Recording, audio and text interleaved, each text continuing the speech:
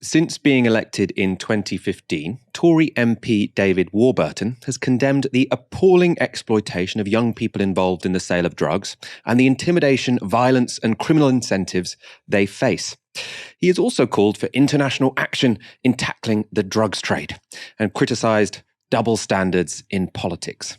This is a picture of David Warburton alongside 4 fat lines of cocaine. It was taken 8 weeks ago.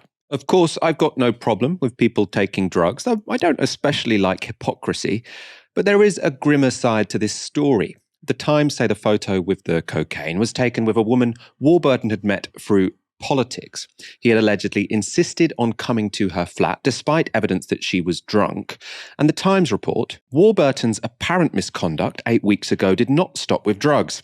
He allegedly would not leave the woman's home. She recounts that as she became less drunk, she grew uncomfortable that the pair were alone together and retreated to her bedroom to put on her pajamas in an attempt to encourage his departure. When she emerged, she says, Warburton was naked. He allegedly explained that he always slept nude and climbed into her bed. Fearful of how he might react, she did not push him away, she says, or demand that he leave. Despite her repeated and explicit warnings before and during his visit that she did not want to have sex with him or do anything sexual, Warburton allegedly ground his body against hers and groped her breasts. The woman says that she lay frozen until the MP fell asleep, snoring loudly.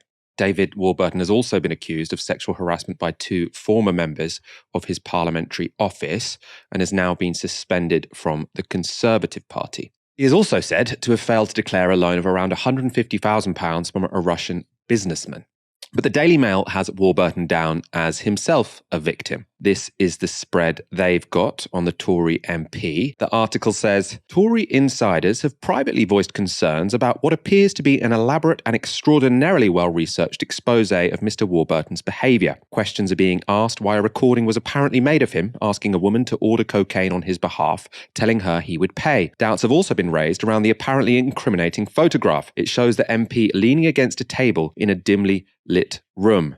The MP stares into the lens with a serious expression, his chin resting on his fist. On the table sits a whiskey on the rocks and arranged neatly on a baking tray what appears to be lines of cocaine. Who took this astonishing photograph and why was he posing in this odd way? Perhaps more pertinently, why would a relatively experienced MP ever pose alongside a significant quantity of Class A drugs in such a way that could not only torpedo his career, but also see him arrested by police? They think this is because of some foreign intelligence agency. I think maybe it's because he's an idiot. Anyway, though, for more detail of their allegations or their insinuations, the Mail suggests that Conservative Party managers are investigating a potential link between the allegations coming to light and a foreign communist party, given that elsewhere in the piece they suggest it's the Russians and the Chinese who may be interested in such sting operations. I assume the Chinese Communist Party are the suspected culprits of this story. Why the Chinese Communist Party would want to take down the career of this particular backbench MP, I don't know. Let's go to his comment, though. For his part, Mr. Warburton has said, I have enormous amounts of defence. It's very Trumpian. But unfortunately, the way that things work means that doesn't come out first. I have heard nothing whatsoever from the independent complaints and grievance scheme. I'm sorry, I can't comment any further. We're going to say that the next time you're accused of something, I have enormous amounts of defence. I'm not going to show you them, but I have enormous amounts of defence. In another twist, David Warburton has now been admitted to hospital. His wife, who is also employed to run his office, says Warburton has been admitted to a psychiatric hospital suffering from severe shock and stress. So this is a Tory MP pictured with big lines of cocaine. I read you that, pretty horrific account of what the woman accused he did on that evening. You've also got 2 staff members who've made sexual allegations against him. One of the reasons they said they weren't able to make those complaints formally is because the office was managed by his wife, so they would be making claims to his wife, who they thought didn't know their husband had been cheating on her. So the whole thing was incredibly awkward and weird. He's also borrowing money in a sort of suspicious way. Now you've got the right-wing paper saying, oh, this is a sting operation from the Chinese, although no one seems to be disputing that he did any of these bad things. I mean, obviously, I think he's denying them, but no one's sort of saying that the Chinese fabricated this evidence. And now, as well as them suggesting it's a sting operation, he's admitted himself to psychiatric hospital immediately after this story came out. The Russia and the China angle is hilarious, or the foreign communist party entities is hilarious. I mean, this is now the reality of politics, Michael. Every time something goes wrong for a right-wing politician, we're going to hear this. We saw it recently with fracking.